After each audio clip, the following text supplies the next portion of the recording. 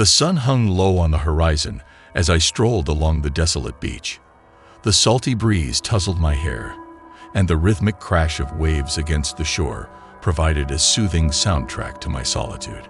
It was a perfect evening to escape the chaos of the world, or so I thought. My solitude was broken when I stumbled upon something unusual buried in the sand. It was a glass bottle, half buried beneath a pile of seaweed and debris. I reached down and plucked it from its sandy resting place, holding it up to the fading light. It was old, its glass weathered and frosted by years of exposure to the elements. Intrigued, I examined it more closely and noticed something peculiar. A piece of parchment nestled inside, tightly rolled and sealed with wax. My curiosity got the better of me, and I began to carefully pry the wax seal open. The parchment inside felt brittle and ancient, and I couldn't help but wonder what message it held. With trembling hands, I unrolled the parchment, my eyes scanning the faded ink. To the one who finds this bottle, the message began, "Beware, for you have stumbled upon a secret that was never meant to see the light of day." A shiver ran down my spine as I read those ominous words. I couldn't help but wonder who had written this message and why it had been sealed in a bottle and cast into the sea. It felt like the opening of a dark chapter in some forgotten tale. The message continued, each word etching itself into my mind like a sinister incantation. "You are not alone, dear reader. I have watched you from the shadows, and now our fates are intertwined. I beseech you, heed my warning and turn back now, for the darkness that follows me is relentless, and it will stop at nothing to claim you." I scoffed at the absurdity of it all. It had to be some twisted prank, a piece of creative fiction meant to unnerve anyone who stumbled upon it. But despite my skepticism, a nagging sense of unease began to gnaw at me. I turned the parchment over, expecting to find more writing, but there was only a crude drawing. A twisted, nightmarish figure that seemed to be emerging from a roiling sea. Its eyes, hollow and malevolent, bore into my soul. I couldn't tear my gaze away from it, as though it held some terrible power over me. A chill swept over me, and I realized that the sun had disappeared below the horizon, casting the beach into darkness. I hurriedly stuffed the message back into the bottle and shoved it into my backpack. The message had unnerved me more than I cared to admit, and I needed to get back to the safety of my cabin. As I made my way through the moonlit dunes, I couldn't shake the feeling that I was being watched, that unseen eyes were following my every move. The warning in the message echoed in my mind, but I brushed it aside as irrational fear. Little did I know that my discovery of the message in the bottle would set in motion a chain of events that would plunge me into a nightmare beyond imagination. That night, as I lay in bed in my small beachfront cabin, the events of the evening continued to haunt my thoughts. The ominous message, the eerie drawing, and the feeling of being watched all weighed heavily on my mind. I tried to convince myself that it was all a bizarre coincidence or the product of an overactive imagination, but sleep remained elusive. When I finally dozed off, my dreams were anything but restful. I found myself standing alone on the same desolate beach, the moon casting an eerie pallor over the landscape. The sea was black and tumultuous, its waves crashing with a deafening roar. I scanned the horizon, searching for any sign of life, but there was nothing but darkness. Then, from the depths of the sea, I heard a haunting, otherworldly melody, a siren song that seemed to beckon me closer. Against my better judgment, I was drawn toward the water's edge, my feet sinking into the damp sand with each step. The song grew louder, more hypnotic, and I felt an irresistible compulsion to wade into the frigid waves. As I approached the water, I saw them, figures emerging from the depths, their forms distorted and grotesque. They'd reached out to me with skeletal hands, their eyes empty voids of darkness. I tried to turn and run, but my body refused to obey. I was trapped in the inexorable pull of the sea, unable to escape. Just as the water closed over my head, I awoke with a gasp, drenched in sweat and trembling. It took me a moment to regain my composure and realize that I was safe in my cabin. The nightmare nothing more than a vivid dream. but the lingering sense of dread remained, and I couldn't shake the feeling that it was somehow connected to the message in the bottle. As the days passed, the dreams became a nightly occurrence, each one more vivid and unsettling than the last. I found myself becoming obsessed with the message, unable to resist the compulsion to read it again and again. The warning within its words seemed to mock me, and I couldn't shake the feeling that something malevolent was closing in on me. During the daylight hours, I tried to distract myself by exploring the quaint coastal town that was a short drive from my cabin. I visited local shops, dined at seaside cafes, and even struck up conversations with the friendly townsfolk. But no matter how hard I tried to immerse myself in the idyllic surroundings, the feeling of unease persisted. One evening, as I sat alone at a beachside bar, nursing a drink and watching the sun dip below the horizon, a stranger approached me. He was a tall man, dressed in dark clothing, his features obscured by the shadows. "You found the message, didn't you?" he whispered, his voice barely audible over the sound of the crashing waves. My heart raced as I stared at the mysterious stranger. "Who are you?" I stammered. He leaned closer, his eyes glinting with an unsettling intensity. "It's not safe for you here," he said. "You need to leave this place before it's too late." Before I could respond, he disappeared into the night, leaving me with a sense of dread that cut to my core. The warning from the message had now taken on a sinister reality, and I knew I couldn't ignore it any longer. It was time to unravel the mystery of the message in the bottle, no matter where it led me. Determined to uncover the truth behind the message in the bottle and the stranger's cryptic warning, I embarked on a quest to unravel the mystery that seemed to have ensnared me. My days were now consumed by the search for answers, and I couldn't shake the feeling that time was running out. I started by researching the history of the coastal town, hoping to find clues about any dark legends or enigmatic occurrences that might be connected to the message. My efforts led me to the town's modest library, a quaint building filled with dusty tomes and faded photographs. The elderly librarian, Miss Thornton, greeted me with a warm smile as I entered. She had lived in the town for decades and was a veritable repository of local lore. I approached her with caution, unsure of how to broach the subject. "Good afternoon," I began tentatively. "I'm researching some local history, particularly anything unusual or mysterious that might have happened in this area." Her eyes twinkled with curiosity. "Unusual, you say? Well, we do have our fair share of stories, but most of them are just old legends." I nodded, trying to hide my growing unease. "Could you tell me about any of these legends? I'm particularly interested in anything related to the sea." Miss Thornton's gaze turned thoughtful, and she began to speak in a hushed tone, as if sharing a well-guarded secret. "There's an old tale that's been passed down through generations," she said. "They call it the Curse of the Lost Mariners. It's said that many years ago, a group of sailors vanished without a trace on these very shores. Some claim they were lured by a haunting song from the sea." My heart skipped a beat as I listened intently. It seemed like the stuff of legends, but the parallels to my dreams and the message in the bottle were impossible to ignore. "Is there anything else you can tell me about this curse?" I pressed. Miss Thornton hesitated for a moment, then leaned closer, her voice barely more than a whisper. "Some say that those who become obsessed with the legend, who seek to uncover its secrets, are drawn into its dark embrace. They are marked by the curse, and their fate becomes intertwined with the lost mariners." The chill that ran down my spine was undeniable. It was as if she had described my own predicament. "Is there a way to break the curse?" I asked, my voice trembling. She shook her head solemnly. "No one knows for sure. Some say that the only way to escape it is to leave this place and never return. But others believe that once you've been marked by the curse, there's no escape." I left the library with more questions than answers, the weight of the curse pressing down on me like an invisible force. I couldn't help but wonder if the message in the bottle and the stranger's warning were somehow connected to this ancient legend. And if so, what did it mean for my own fate?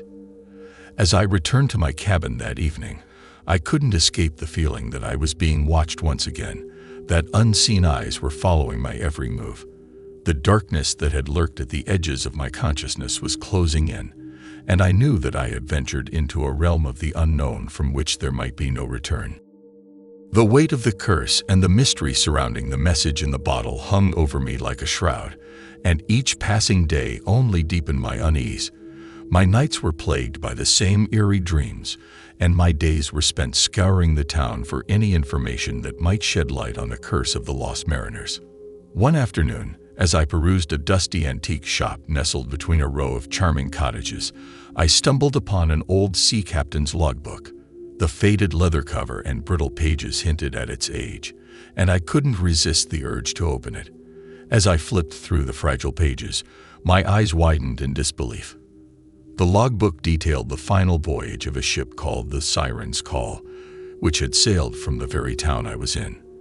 The captain's entries chronicled the crew's descent into madness as they ventured farther out to sea.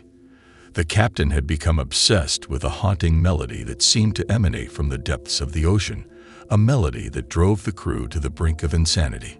The more I read, the more the pieces of the puzzle fell into place. The Siren's Call had vanished without a trace, just like the lost mariners of the curse. And the captain's description of the haunting melody matched the eerie song that had plagued my dreams. It was clear that there was a connection between the curse, the lost mariners, and the message in the bottle. But what was the message trying to convey? And who had written it? I needed answers, and I needed them soon. That evening, as twilight descended over the town, I made my way to the beach once again. The sound of the crashing waves filled the air, and I couldn't shake the feeling that I was being drawn closer to the heart of the mystery. I stood at the water's edge, the message in the bottle clutched tightly in my hand. I gazed out at the dark expanse of the sea, wondering if there was some hidden clue, some sign that would lead me to the truth. And then, as if in response to my silent plea, it began, a haunting, ethereal melody that seemed to come from nowhere and everywhere at once. It was the same song from my dreams, the same song that had driven the sailors of the Siren's Call to madness. My heart raced as I followed the sound, walking along the shoreline in a trance-like state. The melody seemed to pull me deeper into the darkness, and I couldn't resist its call. It was as if the sea itself was singing to me, beckoning me to uncover its secrets. As I ventured farther from the safety of the shore, the waves grew more tumultuous, and the melody more intense. I knew I was treading on dangerous ground, but I couldn't turn back now. The message had warned me that our fates were intertwined, and I was determined to discover the truth, no matter the cost. The sea, it seemed, was ready to reveal its secrets, and I was about to plunge headlong into a darkness that had haunted these shores for centuries. The haunting melody guided me further into the inky blackness of the sea, its hypnotic notes echoing in my mind like a siren's call. With each step I took, the water grew colder, and the waves crashed more ferociously around me. I couldn't turn back, even if I had wanted to. It was as though an unseen force was compelling me to press forward, deeper into the abyss. The message in the bottle weighed heavily in my hand, its words now resonating with an eerie significance.